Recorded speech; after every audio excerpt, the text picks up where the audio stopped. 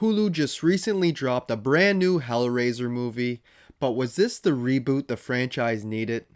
Let's talk about it.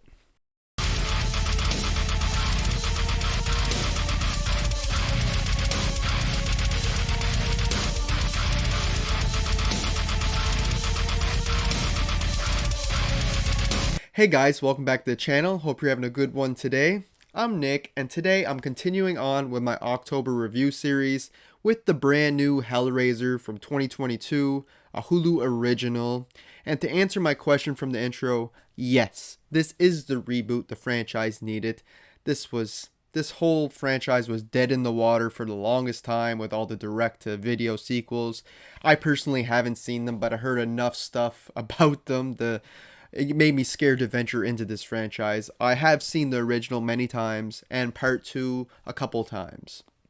So this is only the third movie I've ever seen in the franchise. So I can't really go by those shitty sequels, but from what I hear, they're not too great. I'm going to try to keep this review spoiler free as much as I can because this is a brand new movie and I'd like you guys to see it for yourselves without getting anything spoiled. And the basic story to this one is about a young woman named Riley who is a struggling addict.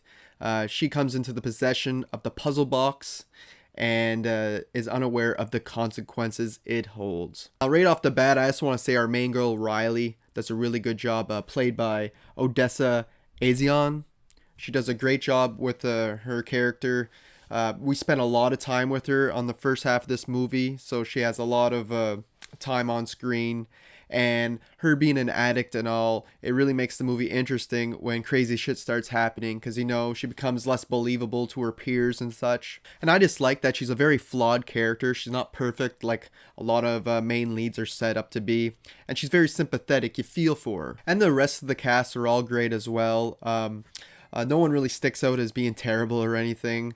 A few characters make some really dumb decisions in here, but the performances are all pretty good. And as for the Cenobites, Jamie Clayton plays Pinhead this time around, or the priest in this film.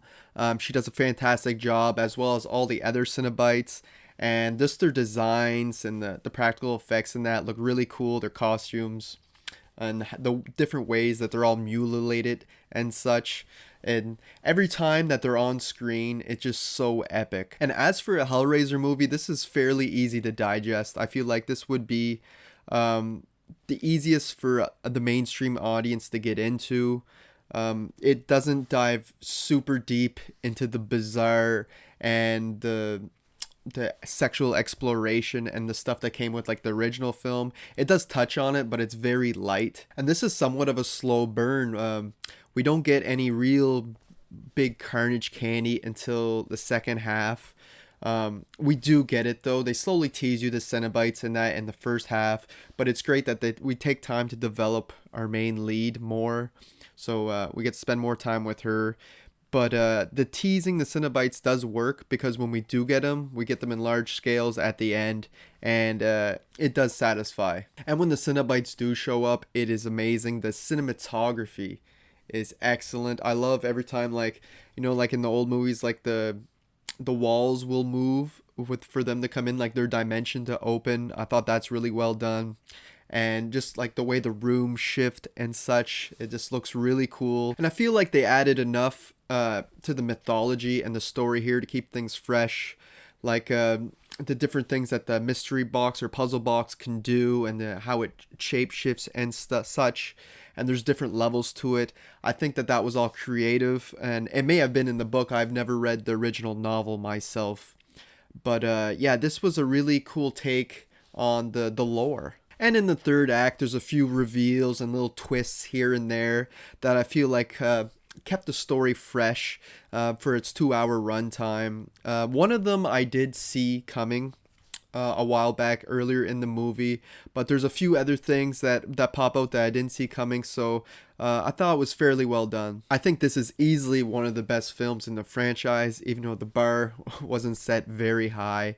But this was real entertaining, real fresh reboot to put the franchise back on track, even though it's not without its flaws. I mean, Like I said, the first half can drag a tiny bit, but I like where it goes with it, and it could have been a little more heavy on certain themes and the carnage. But overall, this was definitely an enjoyable watch, and I definitely recommend it. There you have it, guys. There's my quick spoiler-free discussion on the new Hellraiser. Hope you enjoyed it. Let me know down below if you've seen it or not, and did you enjoy it? Is it one of the better films in the franchise for you? I'd like to talk about down in the comments. And until next time, guys, thanks for watching.